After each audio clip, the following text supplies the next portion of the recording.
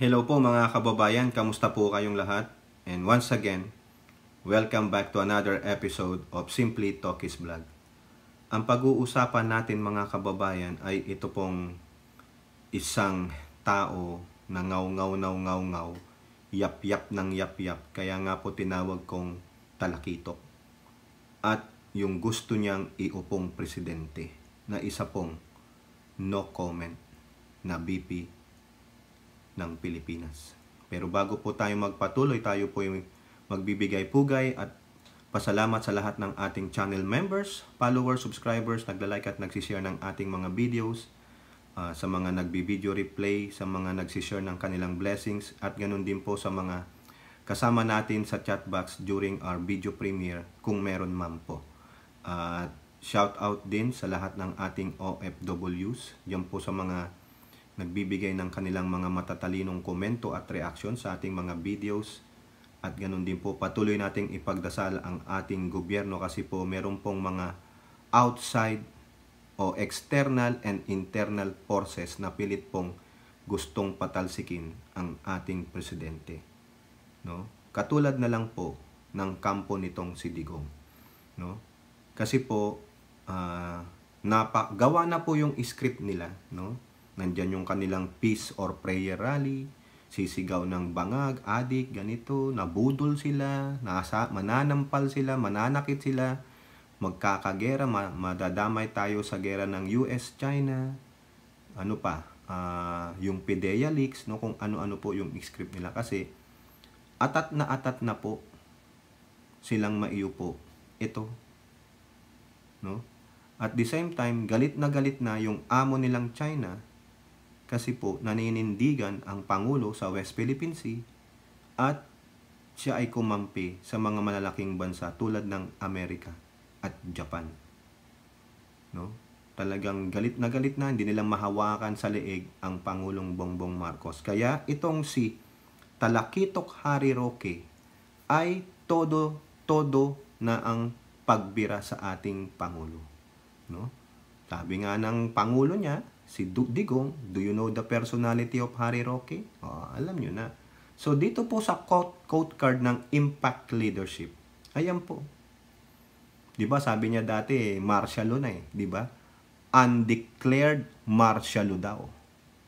Nagdeklara muna, nagmartial law muna bago nagdeklara ang isang second year dropout. Kita nyo? Kinumper pa si Pangulong Bongbong Marcos sa tatay niya. Ikaw nga, Roque, paliwanag mo nga. Do you really believe that there are two persons alike? Except on their yung mga identical twins, triplets, but on the terms of their personalities, attitudes, their thinking, do you think they are alike? Sige nga. Otherwise, if you are a robot, talagang alike kayo. Kung parehong-pareho daw, like father, like son. Binuhay na naman yung usaping martial law. Bakit? Yung tatay Digong mo ba? Hindi rin siya nag-declare ng martial law? Hindi rin ba siya diktador? Diba? Galit na po si Roque. Bakit? Talagang intensified ang paninira niya after na ma-interview siya ng Global Times. The Global Times is a Chinese media na gumagawa ng mga disinformation. Sila ay nagpapalaganap ng naratiba ng mga inchi. Kaya ito sa quote card ni Harry Roque na Talakitok, ang sabi niya, ipaglaban po natin ang ating karapatan. Ipaglaban po natin ang ating saligang batas. Ipaglaban po natin ang mahal nating bansang Pilipinas. No to dictatorship. Unahin natin yun. So sa palagay nyo, nasaklawan ang inyong karapatang pantao? Yung sinasabi nyo na mga ayaw kayong bigyan ng peaceful assembly? Kasalanan ba ng Pangulo yun? Kung diktador ang Pangulong Bongbong Marcos, hindi na kayo nakapagsagawa pa ng pag-iingay. Pinigilan na kayo sa inyong mga prayer rally before. Sige nga, tanungin natin kayo. Pinigilan ba ng Pangulong Bongbong Marcos ang pamahalaan ng Maynila na huwag kayong magsagawa ng inyong prayer rally sa Liwasang Bonifacio?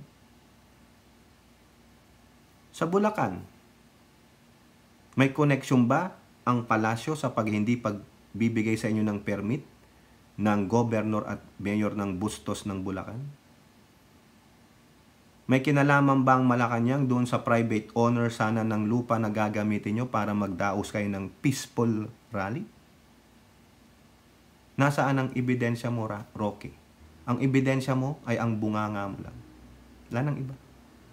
Yun lang. Nothing more. Nothing less. Pero wala kang mapakitang idokumento, ebidensya. Ang sinasabi nyo, sinupi lang SMNI. Patunayan nyo muna sa amin. Di ba meron kayong demanda dyan? Nasa Supreme Court yata. Patunayan nyo na may kinalaman ng pamahalaan na dinidiktahan ng Marcos administration ang mga ehensya na yung para patahimikin kayo. Ipaglaban po natin ang ating saligang batas. Bakit? Natitret ba ang saligang batas? Sige nga. Kayo ang panggulo. These are also the same narrative ng mga tao noon na sumira kay Pangulong Marcos Sr. Ang masama lang noon, walang social media. Ngayon, nakikita na po na yung sinasabi mo, Harry Roque, talakitok, ay iyong naratiba lamang. Inuudyukan mo yung ibang tao na ayaw kumampi sa inyo No? Bakit? Eto, masasabihin ko sa inyo mamaya. Tapos sabi, ipaglaban po natin ang ating mahal nating bansang Pilipinas. Anong makokomento mo doon sa ginawa ng China ngayon? Ito, pakita ko sa iyo, Roque, yung video na yan. Wina-water cannon ng China ang Coast Guard at BIPAR. Sinisira yung mga radar system. Ano masasabi mo? Di ba pag-aari ng bansang Pilipinas yan? Kababayan mong mga Pilipino ang hinaharas ng Chekwa. What can you say about it? Bilang isang mamayang Pilipino, hindi mo mandato. Yun hindi mandato. So therefore, kaming mga mamayang Pilipino, wala kaming mandato para magsalita sa aggression, provocation, panghaharas ng mga China sa kapwa namin Pilipino? Paano mo sasabihin, mahalin natin ang bansang Pilipinas? Sino ba ang nasa bansang Pilipinas? Di ba mga Pilipino? So wala kaming mandato. So ikaw, ano ang mandato mo para magsalita ng ganito? Di ba the same lang yung sasabihin mo sa akin? Karapatan namin. Di karapatan din namin. Bilang ikaw, tanungin ko. Huwag mong i-invoke ang mandato. Huwag kang mag-invoke ng Fifth Amendment. Plead the Fifth. Di ba? Sinasabi mong mahal mo ang bansang Pilipinas. Mahalin natin ang ating bansang Pilipinas. Ang soberenya ng Pilipinas ay threatened sa West Philippine Sea ng mga Chekwa. Bakit hindi kayo makapagsalita against it?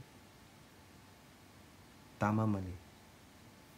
And then you have the audacity to call for the resignation of the President. Basahin nyo. Panahon na para tayong magkasama-sama at maghusga na kailangan masisante na ang Presidente na nambudol sa taong bayan. Ang sigaw ng taong bayan, Marcos resign bago ka namin sisantehin bilang Presidente ng Pilipinas.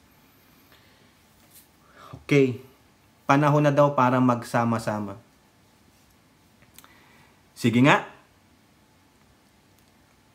Punuin nyo nga yung buong EDSA. Nasaan ang mga dilawan? Nasaan ang mga progressive group? Ang sabi ni Rowena Guanzon. Marami siyang ayaw kay Pangulong Bongbong Marcos. Pero pagdating sa West Philippine Sea, kaisa siya. Nasaan sila Hontiveros? Ang Makabayan Black sa lower house, nasaan sila? Yan, mga personalidad sa mga anti-Marcos. But they're not heeding your call. Sino lang kayo?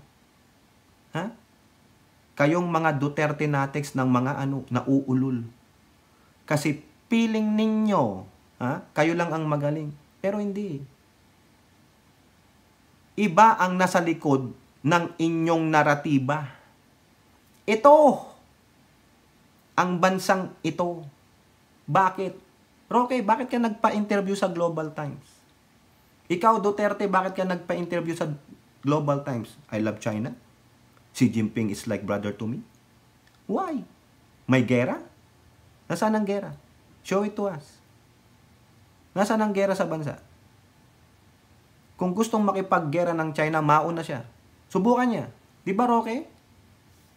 Ngayon, mananawagan ka sa sambayan ng Pilipino, magkasama-sama, utot ninyo. Niwala ngang medyang kumakagat sa inyo. Sino lang ang media ninyo? Sarili ninyo, SMNI, that's it. Nothing more, nothing less.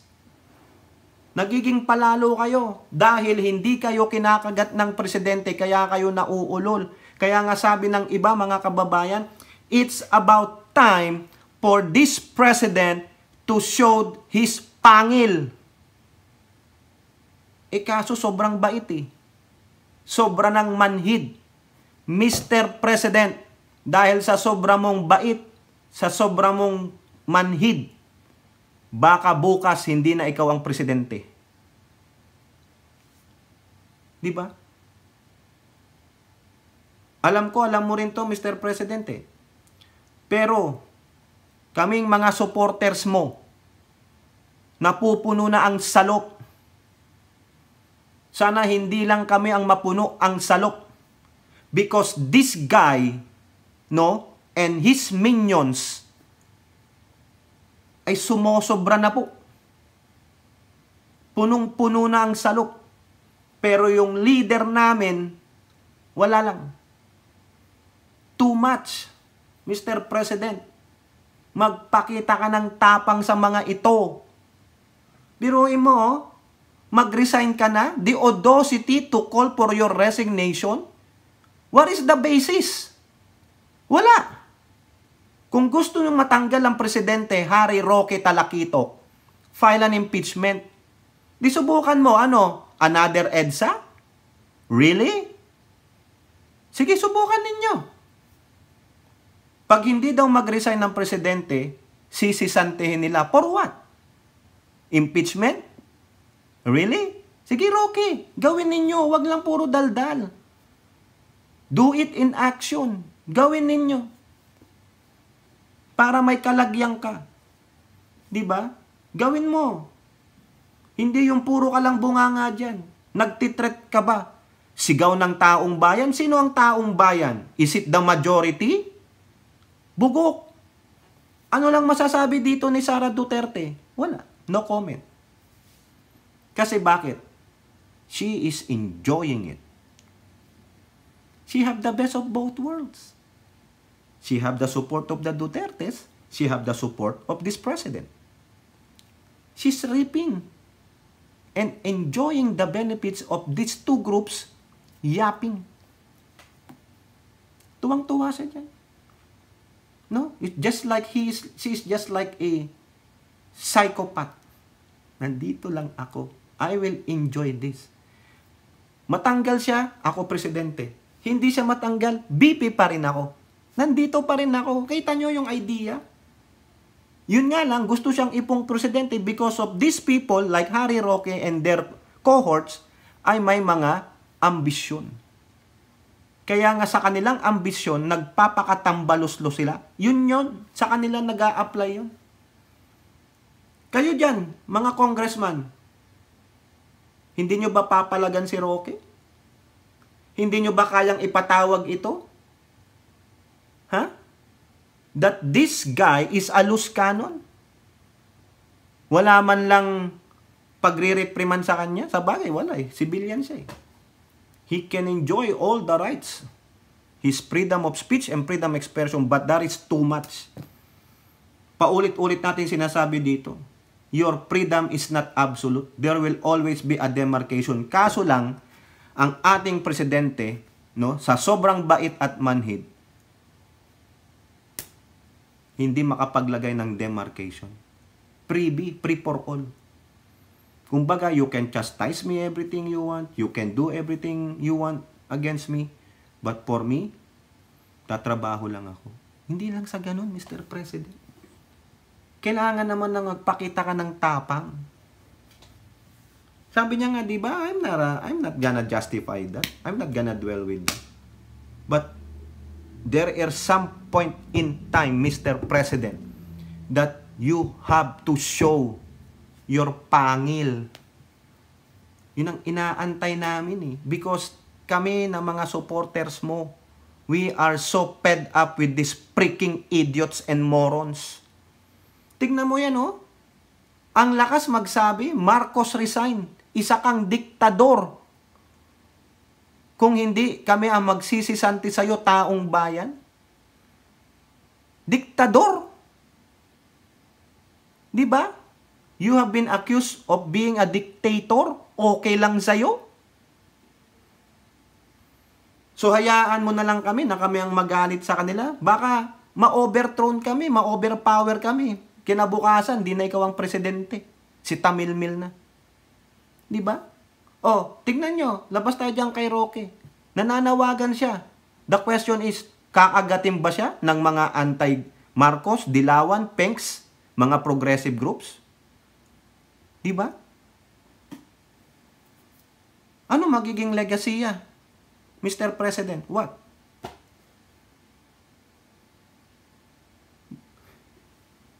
Yung anger, yung galit is boiling eh. Hindi galit kay Pangulong Marcos. Galit sa mga ito. Na yung tinuturing mong kakampi ay isa palang mga hudas. Hindi na pagbigyan, sila ngayon ang gustong umupo. Wala kang silbi dyan, Mr. President.